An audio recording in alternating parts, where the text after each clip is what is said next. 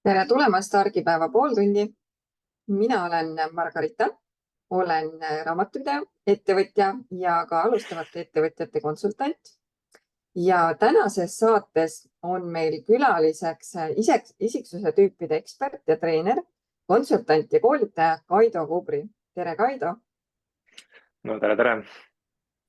Väga tore, et sa meie saatesse täna tulid ja kusjuures mõte sind saatesse kutsuda tuli läbi Liina Ostumaa, kes kinkis mulle siin kas juuli lõpu, augusti alguses sinu raamatu. Et selline vahva üllatus siis Liina poolt minule ja väga tore mõte, et võiks siis täna sel teemal ka rääkida. Aga Sa oled juba jõudnud raamatut lugeda ka?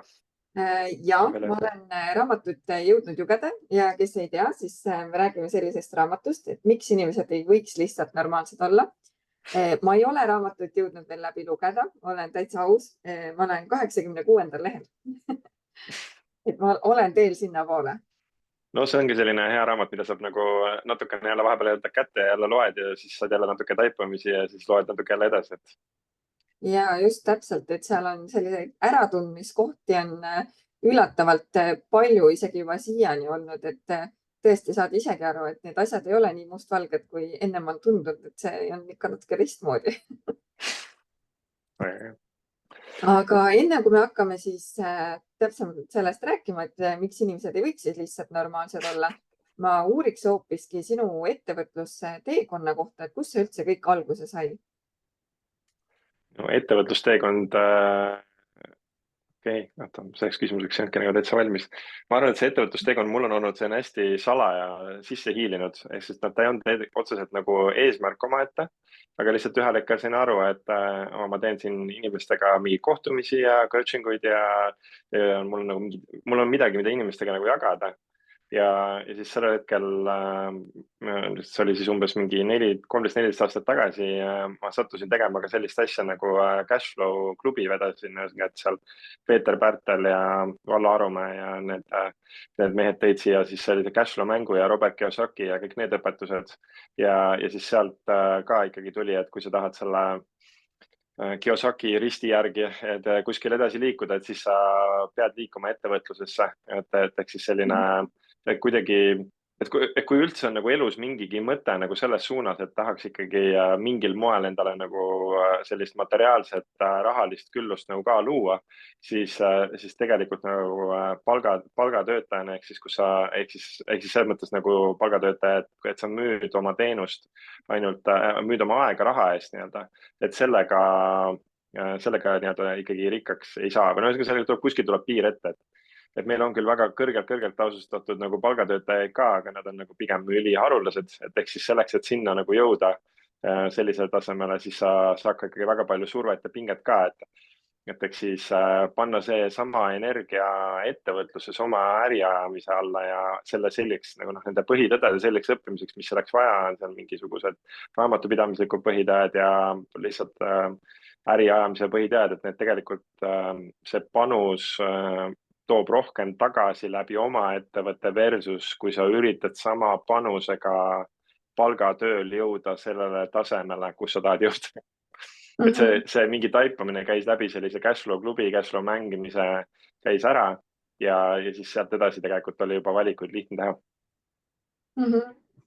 Ja no sinu puhul ütleks, et kehtib natuke see reegel nagu paljudel tuntud investoritel ja ka edukatel ettevõtjatel, et nende teekond on natukene nagu alguse saanud ka Ameerikast raamatute müügiga.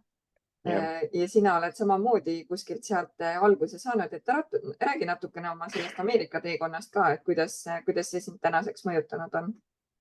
No see põhimõtteliselt on tänaseks mõjutanud mu elu niimoodi, et ma arvan, et kuskil 95% mu elust täna on nagu otseselt seotud sellega, et ma selle valiku sinna minna tegin. Sest et kaasa arvatud oma abikaasa laste ema ja kogu perekond ja kogu see elu ja kogu see diskiteema, kogu see äriteema, mida ma tegelikult teen, on kõik sealt nagu alguse saanud. et ütleme, võib-olla see, mis on nagu enne seda on noh, nii-öelda sünnipere. Sünnipere on veel nii-öelda sellest eelnenud ajast mul kaasas. Aga ütleme, et väga suur osa minu täna igapäevaelust on ikkagi seotud sellega, et ma tegin selle valiku sinna minna ja astusin sellega ikka ise väga tugevalt oma mugavustsoonist välja, sest et ma tulin pigem nagu sellisest taustast, et ma olin ikka elasin ilusa rahuliku mulli sees ja pigem nagu liikusin sellel kursil, et minna ka ikkagi palgatööle ja kas riigitööle või kuskile mujale. Ja siis tuli see pakkumine, et kuule, et aga mine hoopis Ameerikasse ukselt ukse raamatuid müüma. Et mul õnnestus olla selles kõige esimeses tiimis, mis nii-öelda suurema tiimina kokku pandi 2001 aastal. Et enne meid oli seal käinud ainult Peep Vain ja seal Urmas Purde ja Timo Rein ja mõned veel, et just enne meid oli just siis Timo päris kõva tulemusi seal maha pannud ja siis tuldigi nagu värbama ja kuna ma tudeng olin, siis ma selle kutse sain.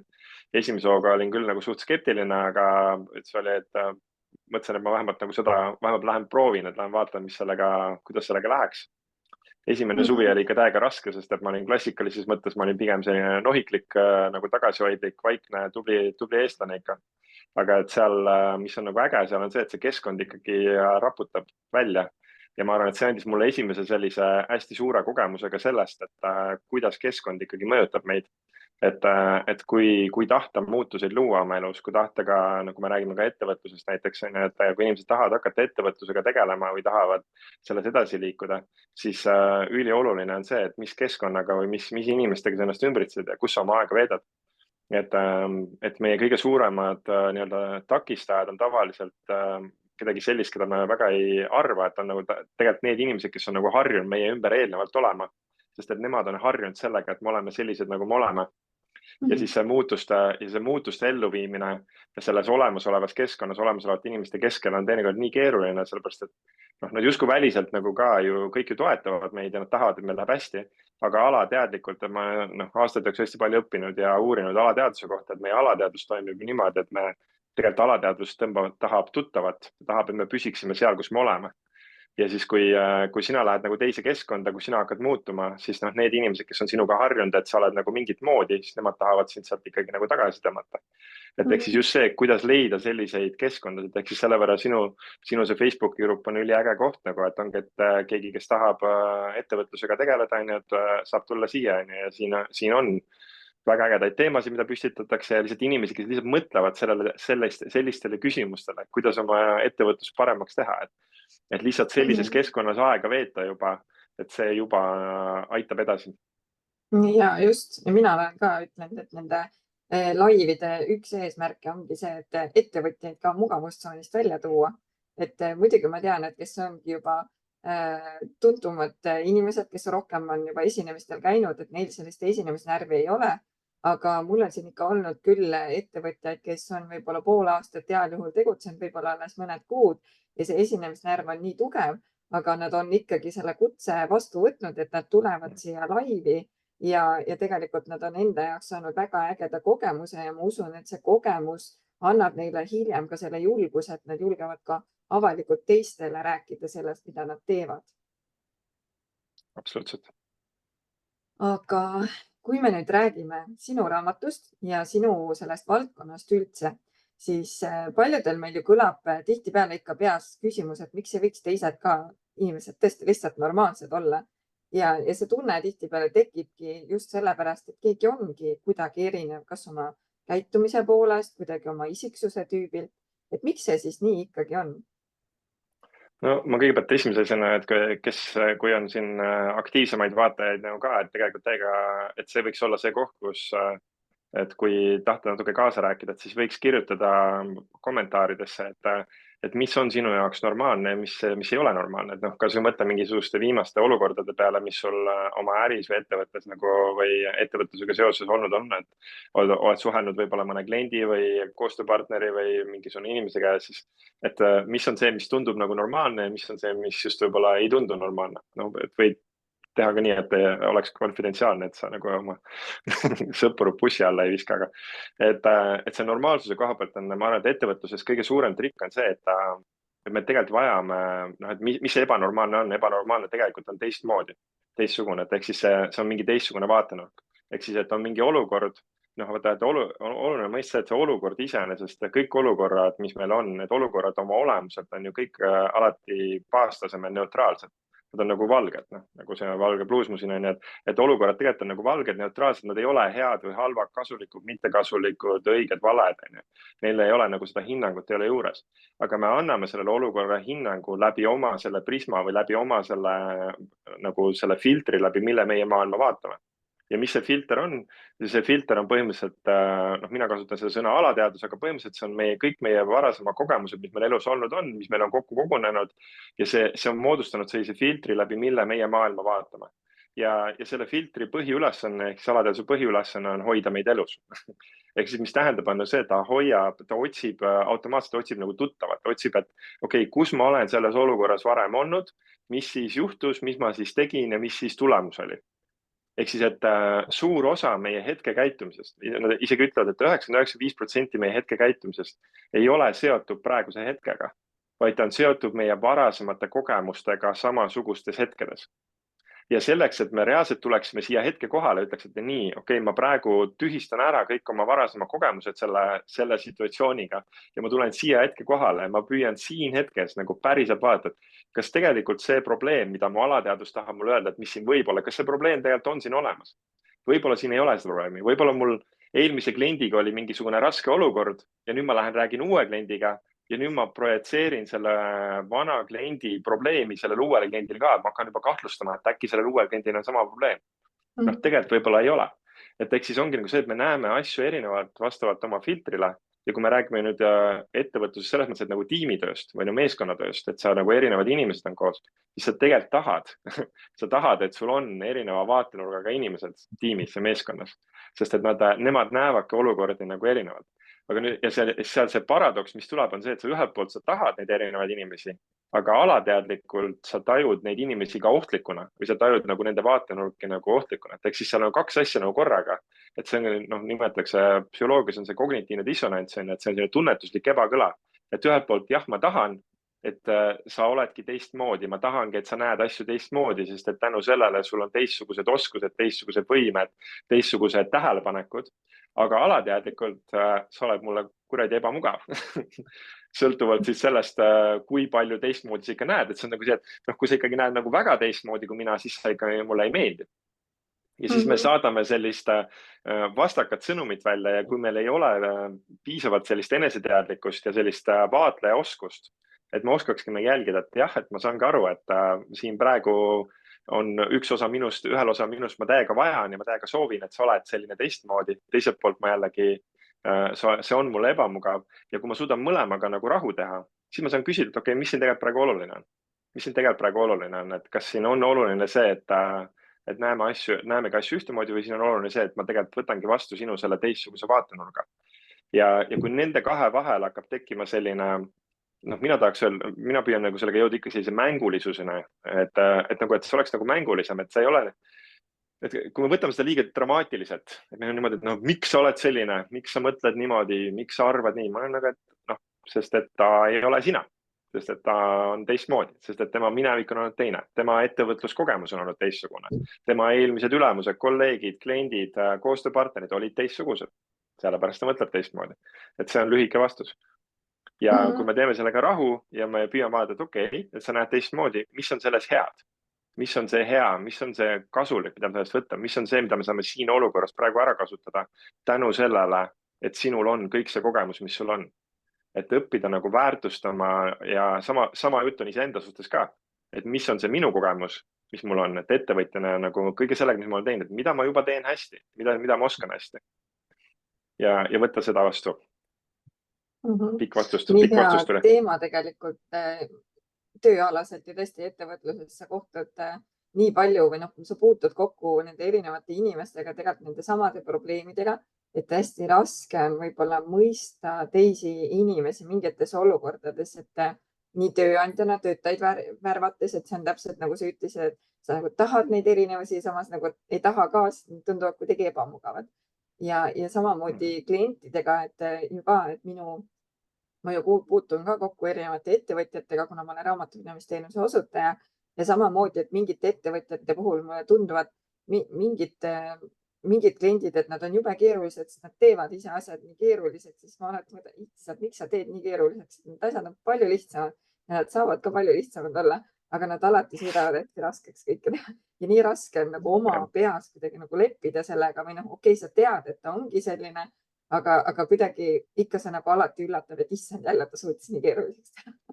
Ma võin sulle öelda, et on olemas isiksuse tüüp, kellele meeldib teha asju raskeks, sellepärast et talle tundub nagu see, et kui asjad ei ole keerulised, siis nad ei ole kas väärt tegemist või nad ei ole õiged. Neil on ikkagi, nende alateadlik muster on nagu see, et asjad peavad olema keerulised. No, kahjuks, õnneks või kahjuks, aga no, selle juured lähevad meil tagasi kahjuks koolisüsteemi, sest et vaata seal tihtipeale ka aeti asja keeruliseks, on ju. Ja siis oli, et noh, et see justkui nagu see keerulisus on justkui nagu eeldatud või noh, et see ongi see, et ta peabki keeruline olema ja siis inimesed harjuvad ära sellega, et asjad peabki olema keerulised. Noh, ja meil kõigil oli kindlasti õpetajaid, kes olid just vastupidi, kes olid sellised hästi ägedad, kes just oskasid asju hästi lihtsaks teha. Ja siis nagu, ja nende erinevate õpetajatega on ka meil hästi erinevad kogemused olnud, et seal hästi palju mängib ikkagi rolli, mismoodi koolisüsteemist nagu läbi tuldi. Et millised õpetajad see olid, mis õpetajad rohkem mõjutasid nii positiivses mõttes kui ka negatiivses mõttes, sest et see kool oli ikka meie enamuse jaoks ikkagi 15-16 aastat meie elust, on ju, et seal ja 8-9 tundi päevas, on ju, et noh, et oleks naiivne arvata, et see meid ei mõjutanud. Kerli kirjutab hästi kohe selle peale, et on ju ütlus, et elu ei peagi lihtne olema. No täpselt, on ju, ja siis on nagu, ja siis on inimesi, kelle jaoks, ja sa võid loogiliselt võid öelda, et ei, ma tahan, et mul on elu lihtne, ma tahan, aga alateadlikult, alateadlik ütleb, et ei, kui elu on lihtne, siis sa oled liiga pinnapealne, siis sa oled udupea, siis sa oled kergemeelne, siis sa ei mõtle asju piisavalt läbi, siis sa pead olema kogu aeg valmis, et asjad kukuvad kokku, siis nagu see alateadluse jaoks on nagu see, et tal on mingid ohud sellega kohe seotud. Et noh, need asjad meil, kogu meie see materiaalne elu käib siin ikkagi läbi kontrastide ja läbi polaarsuste. Et jah, me võime siin minna spirituaalsesse maailma ka, kus kõik on üks ja kõik on üks energia ja sellest mulle meeldib ka rääkida. Aga ütleme, et sellises materiaalses maailmas me käib ikkagi läbi kontrastida ja nagu läbi selle, et meil on üks ja teine, et nagu selline midagi, mida ma saan, midagi, millest ma jään ilma ja siis nüüd on küsimus, et mida sa siis valid. Et kas sa valid selle kerguse ja sa valid sellega siis koos siis nii-öelda mingis mõttes selle ohu, et et keegi ütleb sulle, et annab sulle mingi hinnangu selle kerguse pihta, on ju. Või sa valid selle kerguse sellepärast, et sina tahad, et sulle meeldib niimoodi elada. Ja väga hea mõte. Ma loen vahepeal ette 2 mõtet, mis siin kirja pandi.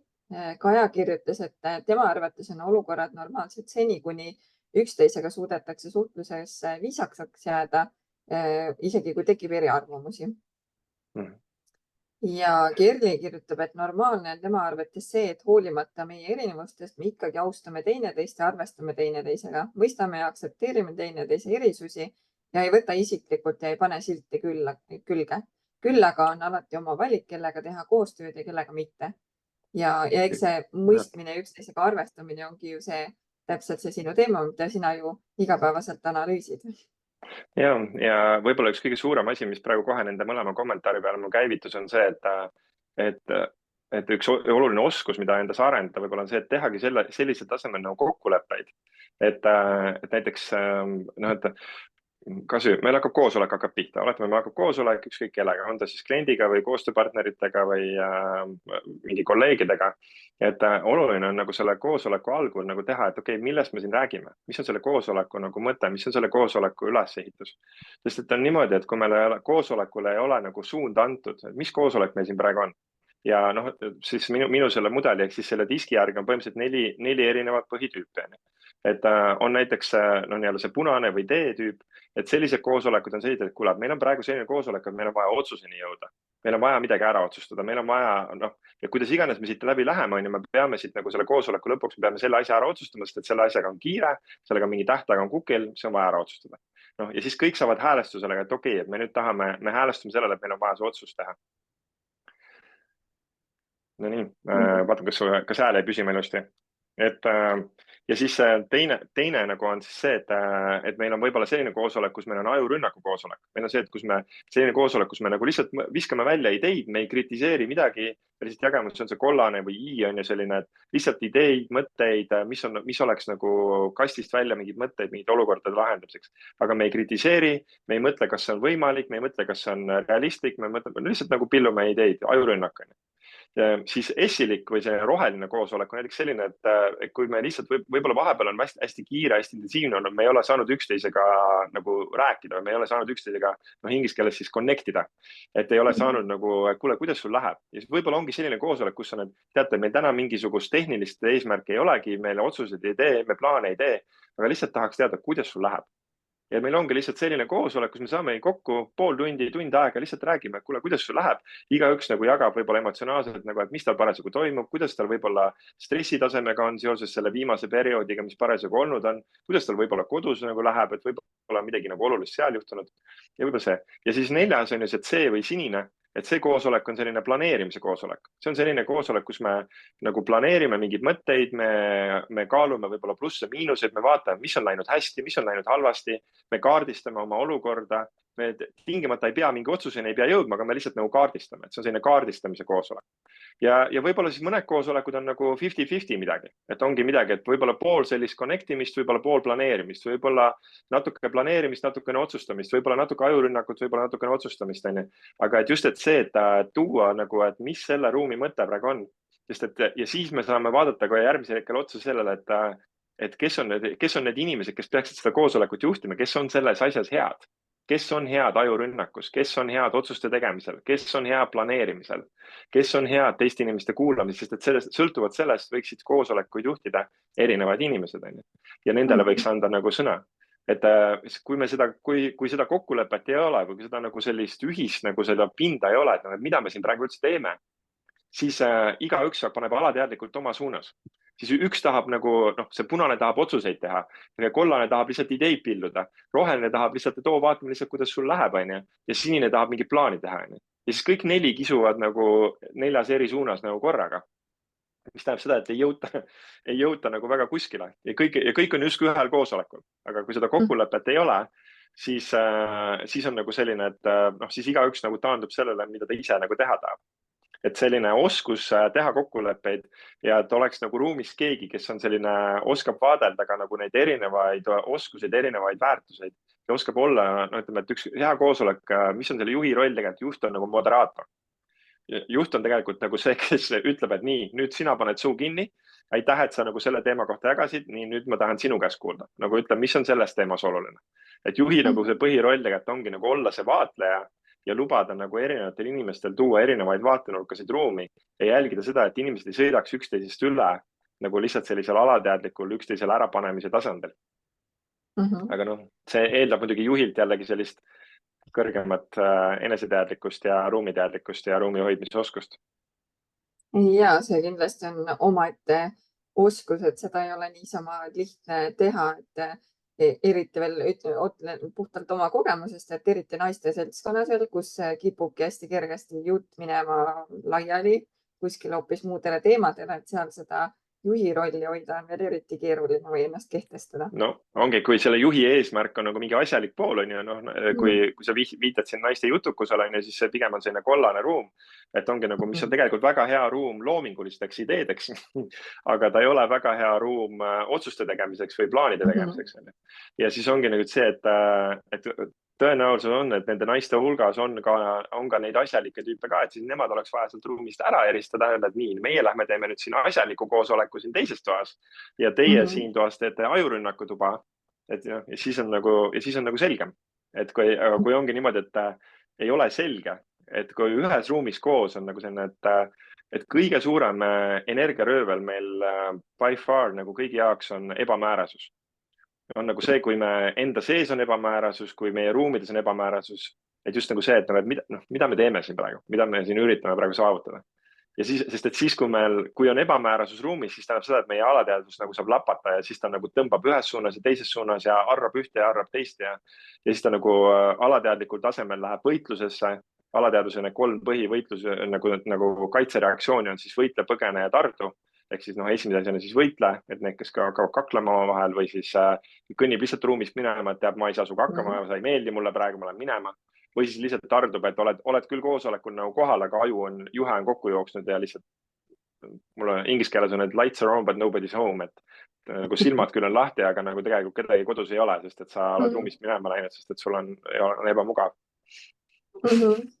ja see on tegelikult väga hea tähelepanek või üldse see olukorra kirjeldus, et ma täitsa mõistan, miks erinevad mastermind grupid, kus ma olen olnud, kas investeerimise või ettevõtluse grupid, et need ei ole püsima jäänud pikas plaanis ja eks seal mängibki rolli just seesama juhi või liidri positsiooni puudumine, et ei ole kedagi, kes seda juhiks seal ja teine asi, see inimeste erinevus seal, et kus ongi täpselt koos need, kes tahavad otsuseid vastu võtta, mingeid plaane teha ja siis on need teised, kes tahaks pigem jutustada, lobiseda ja siis lõpuks nagu valgubki see asi laiali, sest et ühed tunnevad, et fookust ei ole, kaovad ära ja teised tunnevad, et nemad ei taha jälle seda fookustatud asja, et nad tahaks lihtsalt lobiseda ja nii ta lähebki. No täpselt. Ja siis tegelikult suures pildis, mis on oluline nagu võib-olla teadvustada, see, et me tegelikult kõik tahame kõike. Et võib-olla see on ka see, kui ma püüan oma raamatu ja kõigi nende koolitustega ka nagu jõuda, et tegelikult suures pildis me kõik tegelikult tahame kõike, aga siis inimeste vaheline erinevus on see, et me tahame asju erinevas järjekorras. Ehk siis tegelikult need jutustajad tahavad ka lõpuks plaanideni jõuda, aga nad tahavad kõigepealt jutustada. Ja siis jõuame plaanideni ka. Aga need, kes tahavad kõigepealt plaane teha, nendel on see, et teeme kõigepealt plaanid ära, paneme asjad paika ja siis jutustame. Ehk siis tegelikult, kui teadvustada ka lihtsalt seda, et okei, et mis meie, nagu näiteks kas võib-olla koosoleku algus võib olla see, et mis meie erinevad soovid siin ruumis täna on. Ja siis ongi, kaardistame ära, et näe, meil on see. Ja kui juht suudab nii palju seda juhtida, et küll, et kuulge, aga pakume, et alustame sellega, siis teeme selle, siis teeme selle, siis teeme selle. Ja kõik näevad, et see tema vajadus on ka seal tahvlil kirjas, mis tähendab, et selle jaoks tuleb ka aeg. Et tulebki see aeg, kus me saangi jutustada, tuleb see aeg, kus me teeme plaane, tuleb see aeg, kus me otsustame, mis meie järgmised sammud on. Siis tal tegelikult rahuneb süsteem maha ja siis ta tegelikult saab ka palju paremini nendes teistes ruumides kohal olla. Et see koht, miks inimesed suruvad oma asja läbi, on sellepärast, et neil tekib hirm, et kui mina nüüd seda siia ruumi ei too, siis seda siia ruumi ei tulegi. Siis ma jään sellest asjast, mida ma soovin, ma jään sellest ilma. Aga et kui tehagi plaan, et kuule, et tegelikult on kõigeks ruumi, tegelikult on kõige jaoks aega, siis tegelikult meil on väga palju ka võimet kohanduda nagu selle teiste inimeste soovidega ka, teades, et okei, pärast tuleb minu aeg ka või selle minu vajaduse aeg ka. Ja siit väga hea soovitus tegelikult, kuidas ühte head koosolekut läbi viia, et pannagi see plaan paika niimoodi, et kõigile lõppkokkuvõttes sobib ja kõigi vajadused saavadki täidetud.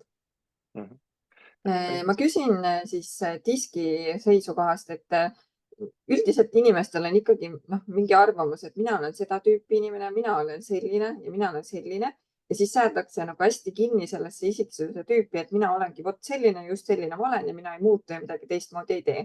Aga disk ju tegelikult, ütleme nii, et ta kirjeldab väga hästi seda, et me tegelikult ei ole ju kõikides rollides alati üks ja seesama, vaid me võimegi olla kõik need 4 isiksuse tüüpi ka. No just. Sellest diskist lähemalt, mis endast kujutab? No ta on põhimõtteliselt siis nagu perspektiivimudel või tajumudel. Ta on see, kuidas sina tajud maailma ja ta toetub 2 teljele, ehk siis vertikaal- ja horisontaaltelg ja siis üks telg siis mõõdab seda, kui palju sina parasjagu tajud, et sa suudad seda olukorda mõjutada. Et kas sa suudad, et mida tugevamal sa ennast keskkonnas tajud, seda rohkem sa tajud, et sina suudad keskkonda, seda olukorda, neid inimesi mõjutada ja mida vähem sa seda tajud, siis seda rohkem sa tunned, et see keskkond ja need inimesed mõjutavad sind. Aga ongi, et me oleme erinevates keskkondades erinevad, et me oleme mõnes keskkonnas oleme väga ennast kehtestavad ja ongi, et mina teen seda nii, nagu mina tahan ja põhimõtteliselt teised teevad ka nii, nagu mina tahan. Ja siis on jällegi mõned teised keskkonnad, kus me oleme pigem kohanduvad, kus meil on pigem see, et no nii, ma teengi nii, nagu teised kas ette ütlevad või nagu ruum ette näeb või nagu reeglid ette näevad, eks. Ja me tegelikult vajame mõlema sellist head kombinatsiooni nagu selle koha pealt, et kui ma küsin, et kas on oluline olla teadlik nagu sellest, mis sina tahad. Siis kõik ütlevad, et jaa, loomulikult on oluline olla teadlik sellest, mida sina tahad. Kas on oluline teatud hetkedel seda kehtestada, osata seda väljendada? Jaa, loomulikult on oluline. No nii, nüüd jällegi jama on selles, et kui sa kehtestad ja jääd sellesse enda tahtmisesse liiga kinni, siis see inimestele ühel hetkel enam väga ei meeldi, sest et sa muutud nende jaoks võib-olla liiga ülbeks. Sa muutud nagu, et sa oled ainult nii isekas, sa ainult tahad oma asju kogu aeg saada, eks. Et ehk siis see eneseteadlikkus või enesevajadustest teadlik olemine võib muutuda äärmuslikus versiooniks selliseks liiga ülbeks teiste jaoks. Ja siis sa jääd teistest inimestest ilma, inimesed läheb minema, et kuule, et sa oled liiga ülbe. Ja siis me kipume minema teise äärmusesse. Teine äärmus on siis see, et okei, ma siis ei taha midagi. Ma teen siis ainult nii, nagu teised tahavad. teen nii, nagu teised tahavad. Ja siis selle hetkel ma ainult kohandun teistega, aga noh, siis on jällegi jama see, et kes siis ära kaob, Siis kaod ise ära. siis kaod ise ära, onju. Ehk siis, et me mängimegi nagu sellist tasakaalumängu, mulle meeldib seda 8 nagu joonistada. Et me mängime sellist tasakaalu et igas rollis, igas keskkonnas me tahame mingil määral seda, et mida mina tahan, mis on minu jaoks oluline, mida mina vajan, aga samal ajal ka seda, et mida teised vajavad. Ja tegelikult see eneseteadlikkuse arendamine minu jaoks on just ära õppida, kus toimuvad need pöördemomendid. Et kus toimub see koht, et noh, see ülemine, alumine pöördemoment, et kus on nagu see koht, et kus on nüüd see koht, et ma olen siin keskkonnas või siin rollis läinud nüüd liiga ülbeks ja olen nagu teistest inimestest hakanud liiga üle sõitma ja ma peaksin nüüd tegelikult natuke ka teistega ka arvestama. Ja teiselt poolt jällegi see, et kus on nüüd see koht, kus ma olen nagu ennast liiga ära kaotanud, sest et ma püüan liiga palju teiste järgi käituda ja kus ma nüüd peaksin ikkagi natukene isekas ka olema, et peaksin nagu natukene küsima enda käest, et mida nüüd mina tahan. Ja tegelikult just nende pöördemomentide äratajumine on nagu see, mis on nagu oluline. Et tegelikult ei ole oluline ei ülemine ega alumine, vaid just nagu ära tajuda, et noh, et siin keskkonnas, siin rollis. Ja siin on täpselt see, et erinevad keskkonnad, erinevad rollid on väga erinevad.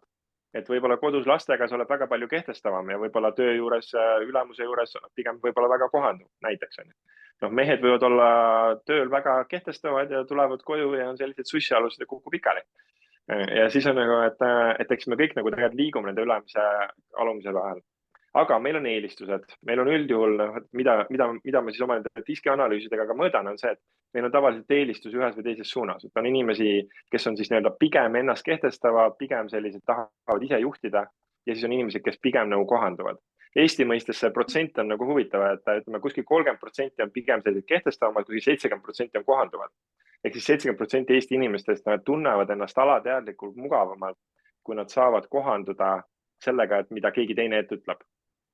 Ehk siis nad alateadlikult, nad pigem on sellised head kohandujad. Et see on nagu siis see üks telg. No ja siis teine telg, see horisontaaltelg, siis mõõdab just seda, et kas sa oled pigem orienteeritud materiaalsele või mittemateriaalsele maailmale. Ehk siis kas sinu, ütleme, et no klassikalises mõttes siis, et kas raha või õnnelikkus. Et kas sul on oluline see, et sul on palju pappi ja sul on nagu materiaalselt hea seis või sa oled õnnelik. Ja just, et oluline on mõista see, et noh, enamus inimesi kõik ütlevad, et ma tahan mõlemat. Ma tahan, et mul on palju pappi ja tahan raha ka. Aga et on oluline mõista, et nad on ikkagi kaks eri maailma. Et noh, et raha mõõdab meie materiaalset maailma, materiaalset edu mingis mõttes ja õnnelikkus on meil mittemateriaalne. Noh, et eks need on tegelikult kaks eri maailma. Me kipume neid mõnikord liiga ära segama omavahel. Aga et enda kohta ja eneseteadlikkuse koha pealt on oluline teada, et kumb tuleb sul enne. Kas sul tuleb niimoodi, et ma lähen kõigepealt teen endale palju pappi ja siis ma lähen ostan endale kraami, mis teeb mind õnnelikuks või ma teen seda, mis teeb mind õnnelikuks ja siis tuleb raha ka.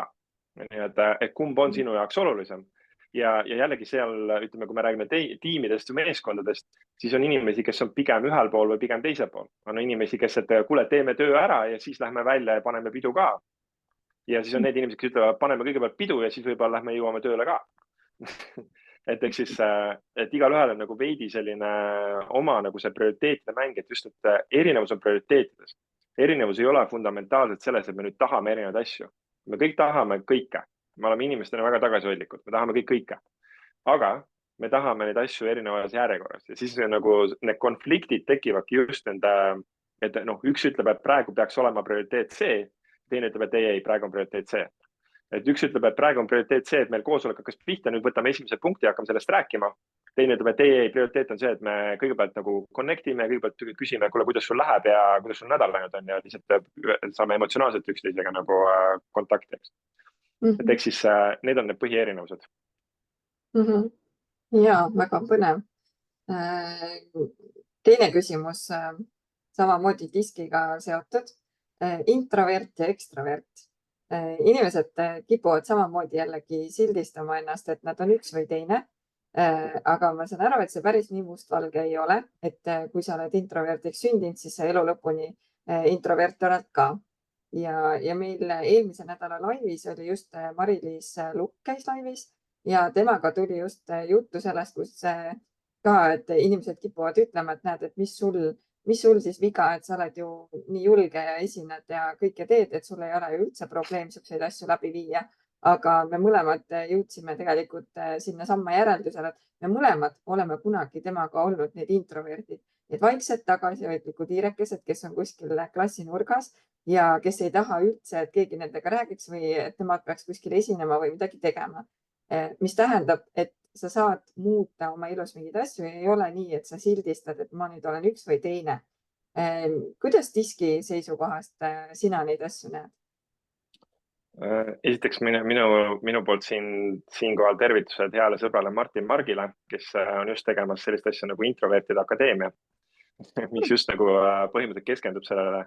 Et eks siis diski mõttes minu sõnum on see, et meil tegelikult on kõigis olemas nii introverdi kui ekstraverdi jooned on olemas.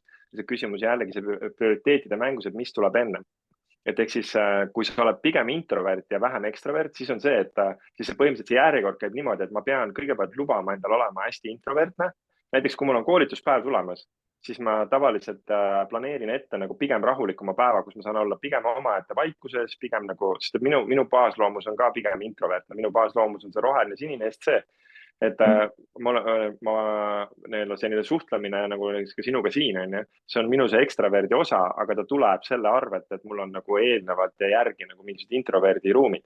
Ehk siis, et meil kõigil on mõlema jaoks nagu ruumi, aga et küsimus on, mis hinnaga. Noh, need, kes on pigem ekstraverdid, nemad võivad päeva otsa nagu ekstravertida ja öösel magavad 3 tundi ja neil on nagu korras. Neil pole nagu rohkem seda introverdi ruumi nagu vaja, et neil piisab nagu sellest, kui nad magavad öösel oma öötunnid täis, ongi nagu hästi.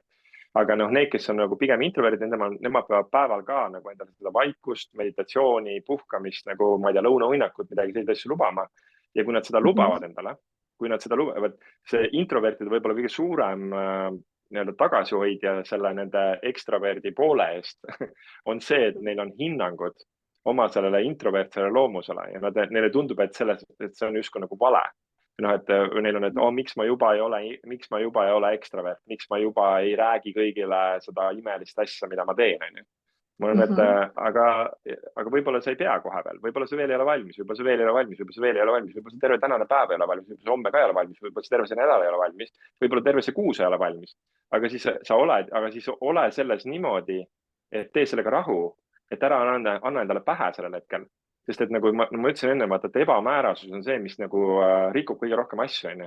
Et kui see ebamäärane olek on see, et sa justkui tegelikult sa tunned, et sa tahad olla introvertsuses, ehk siis tahad olla iseendas nagu vaikuses olemises, aga sa sunnid ennast nagu mõttes justkui, et ma peaksin olema ekstravert, siis sa põhimõtteliselt tõmbad ennast kahe maailma vahel nagu tükkideks. Et sa nagu surud ennast sinna ekstravertsuses, tegelikult sa ei ole seal.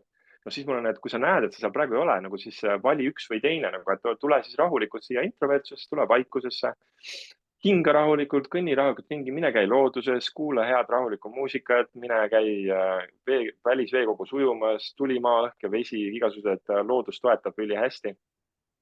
Ja siis ühel hetkel tuled äkki sealt metsajalutuskäigult, tuled tagasi, mõtled, kuule nüüd võiks ühe laivi teha. Kui nüüd võiks ühe selle kirja kirjutada, nüüd võiks ühe selle ekstravertsema nagu sellise sõnumi välja saata kellegile või teha kellegi mingi kõne näiteks. Et eks siis lihtsalt teadvustadagi seda, et meis kõigis on mõlemad olemas, et introvert, no ütleme, et kuidas ekstraverte ma teistpidi õpetame vahepeal puhkama, sest et ekstraverdid põlevad läbi heleda leigiga, nendel on vaja vahepeal õppida puhkama. Aga ütleme, et enamus inimeste probleem on nagu pigem see, kuidas see introverdist ekstraverdiks saada. Ongi see, et noh, lubad endal olla, lubad olla. Püüad minimaalselt endale pähe anda, püüad võimalikult vähe süümekaid tunda, püüad hingata selle sees, püüad olla rahulik. Ja siis ühel hetkel tuleb, et okei, aga kuule, tegelikult ei ole ju midagi hullu. Tegelikult ei ole ju nii hirmus. No, tegelikult ma ju selle liigutuse võin ju ära teha, nagu see ei ole ju nii kohutav. Ja siis sa teedki, et introvertide puhul on just eriti oluline see one step at a time, et lihtsalt üks samm korraga. Teed selle sammu, mille jaoks sa tunned, et sul on parasjagu ruumi ja teed. Ekstraverdid on need hullud, nemad on niimoodi, et nemad panevad 10 sammu korraga ja siis nagu hingeldavad pärast seda, nagu sest, et nad põlesid läbi. Aga et noh, nende tehnikad on erinevad, aga nad suures pildis teevad nagu samu asju. Introvertide puhul, ma annan introvertidele ühe hea nagu sellist ennast tõstva sellise sõnumi, on see, et kui introverdid ehitavad midagi ülesse, siis nendel, kuna nad ehitavad seda rahulikumalt samm-sammalt ülesse, siis tihtipeale nende üles ehitatud asjad püsivad kauem. Nad püsivad nagu, sest nad on tugevama vundamendi peale, tugevama baasi peale, et näha selles väärtust. Näe väärtust selles, et sa oskad ehitada tugevat vundamenti. No, need, kes on pigem ekstraverdid, nemad panevad kohe kõrgustesse, nemad paneme kohe korrust, vaatame, kas pärast kuku kokku või ei kuku, aga nagu, et ja enamus kukuvadki kokku ja nemad teevadki lihtsalt sellega, et nad loodavad, et keegi kuskil püüab kinni ja nemad tegutsevad teistmoodi. aga et introvertide see suur pluss on see, et nad oskavad ehitada tugevaid vundamente igasugustele kooslustele, olukordadele, ettevõtetele, süsteemidele niimoodi, et nad hakkavad nagu nad päriselt kannavad. Ja ma mäletan, mul juuli lõpus käis Tallinnast sõbranna külas siin Viljandi folgi ajal ja siis ta ütles, et ta käis, kas see oli vist Ideede Keskus, mis Tallinnas on, mis Kristi Saare on loonud, et ta käis seal introvertidest ettevõtjate nii-öelda nagu kokkusaamisel ja siis tema avastas enda jaoks, et oi, kuule, aga ma olen täitsa ekstravert. Sa võid olla üllatunud, et lähed teiste introvertide sekka ja siis vaatad seda aru, et nendega võrreldes sa oled ikka täitsa ekstravert. Kusjuures see on ka diski mõttes üks hästi oluline element, et see, kes või mis sa parasjagu oled, kas sa oled pigem kehtestaja või kohanduv või et see sõltub alati taustsüsteemist, ehk siis, et see sinu isiksuse, mis osa sinu isiksusest parasjagu välja tuleb, sõltub sellest, et millega me võrdleme, mis keskkonnas, milliste inimestega. Ehk siis, et see kõik kogu aeg mängib rolli. Et ta on tegelikult hästi palju dünaamilisem nähtus kui see, et nüüd sa oled selline, nagu sa enam ütlesid ka, et enamus inimesi arvavad, et ma olen see või see või see. No tegelikult tõenäoliselt ei ole. Et ma panen su mingisse teise keskkonda, mingite teiste inimestega kokku ja ma toon sust hoopis teistsugused omadused välja. Ehk siis, et seda enam on nagu vaata oluline see, et mis keskkonda sa ise ennast paned, kuhu sa ennast viid ja mida see keskkond, mida need inimesed sinus välja toovad. Ja kui nad toovad välja midagi sellist, mida sa ei taha, et nad sust välja toovad, siis nagu kas vaheta neid inimesi või nagu vaheta nagu oma taju sellest ruumist või nagu, et loo sellega midagi muud. Aga et see keskkond hästi mõjutab.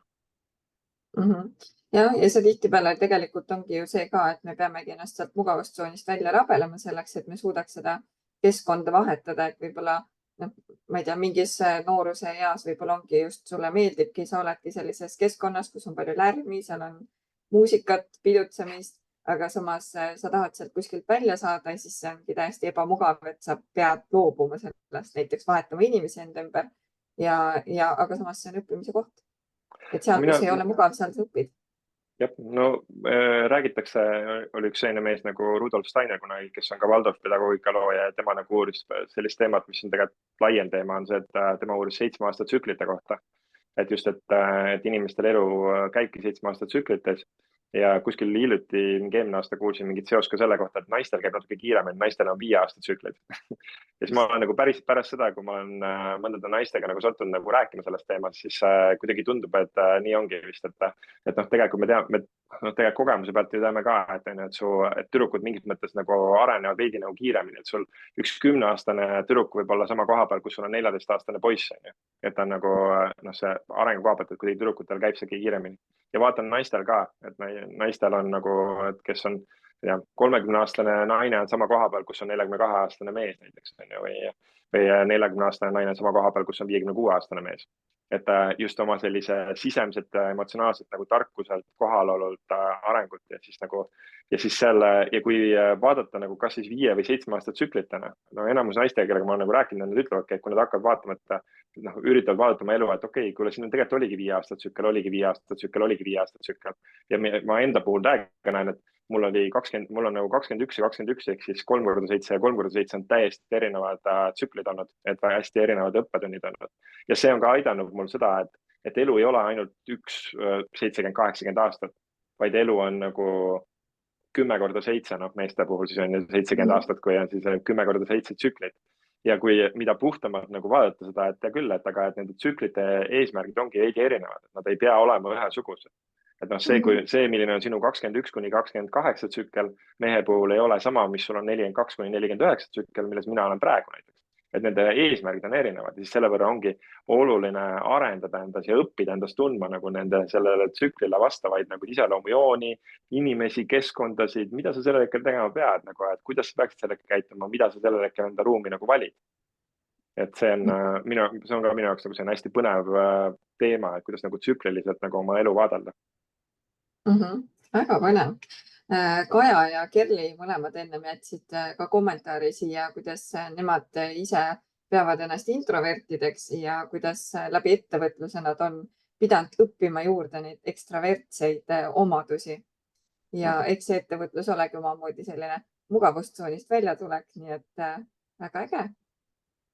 Jaa, absoluutselt. Aga ma küsin sinu raamatu kohta nüüd natukene veel, et kui sa selle raamatu kirjutasid, kas sul oli ka mingi idee, et kellele see raamat täpsemalt suunatud on? Et kas see on mõeldud mingile kindlale vanuserühmale või kes on sinu see lugejaskond, keda sa arvad, et võiks seda raamatut kindlasti lugeda?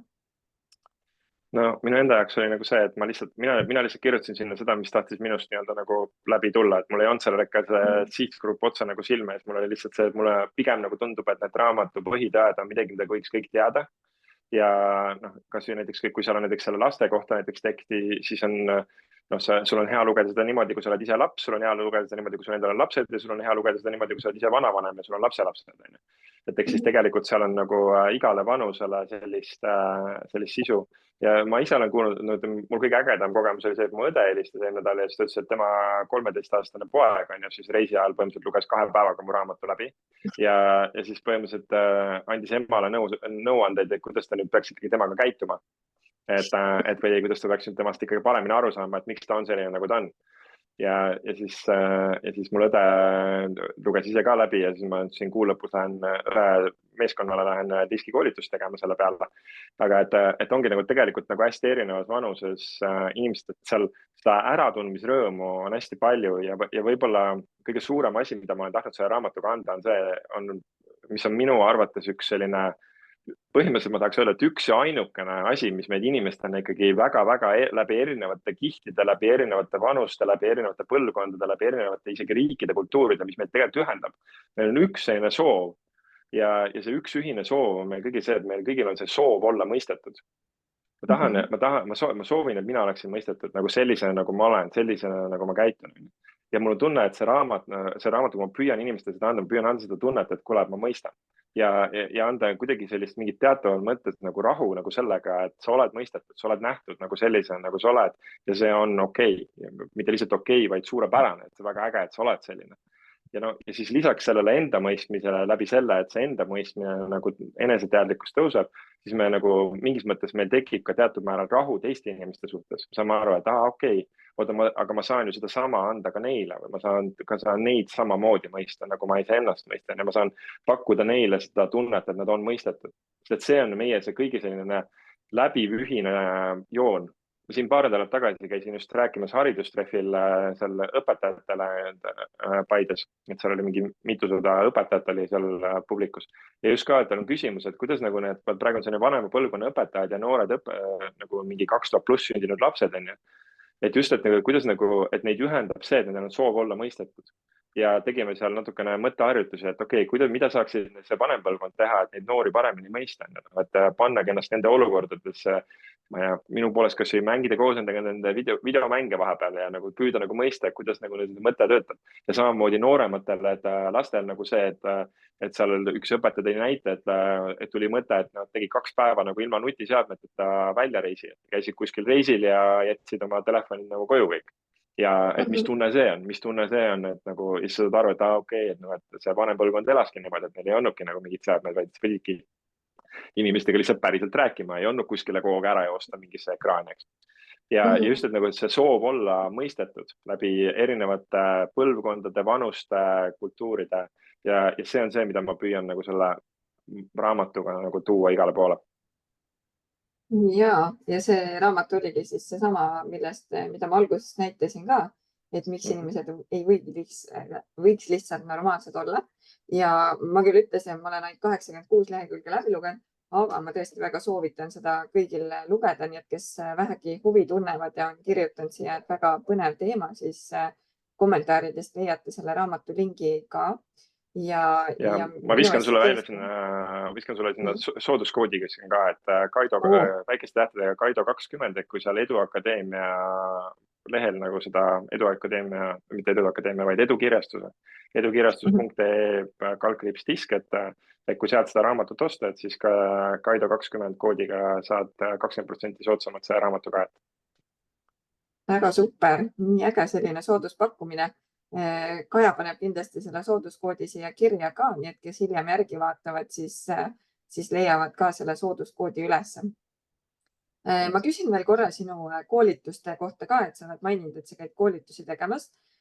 Kas sa teed selliseid koolitusi, konsultatsioone, kas sa teed selliseid ka personaalseid või pigem on gruppidele mõeldud koolitused? Ma võin teha personaalseid ka, mul on kodulehel on ka nagu need personaalsed nagu versioonid nagu praegu üleval, aga veidi taotluslikult ma olengi nende hinnad natukene kõrgemale pannud, et ma tegelikult nagu väga neid ei soovita selle koha peal, lihtsalt ma näen, et nii palju rohkem kasu on sellest, et kui inimesed tulevad koos mingi pundiga. Minu poolest kas või võtta mingid sõbrad kokku ja pigem teha sõpradega koos mingisugune päevane või poolepäevane koolitus ja siis selle raames on kõik need analüüsid ja asjad ja konsultatsioonid ka nagu kõvasti odavamad. Aga kui keegi nagu ei viitsi punti kokku ajada ja tahab üksi tulla või tahab koos oma kaaslasega, näiteks elukaaslasega või ärikaaslasega, partneriga kellegi tulla, et siis võib selle jaoks ka nagu lihtsalt siis sellise üks-ühele mingi selle personaalsem nagu aja võtta. Aga ma just ise nagu näen, et kuna ta on nagu selline teema, mis ikkagi käivitab inimeste alateadvustes nagu reaktsioone ja nagu sellist, ja tihtipeale meil on niimoodi, et teised inimesed näevad meid paremini kui meie iseennast. Mina ei näe iseennast nii hästi, mul on nagu suur osa inimestest minu ümber on lihtsalt sellepärast, et tänu neile ma näen ennast paremini, ma saan endast nagu paremini aru ja ma tean juba diskist päris palju nagu 20 aasta jooksul.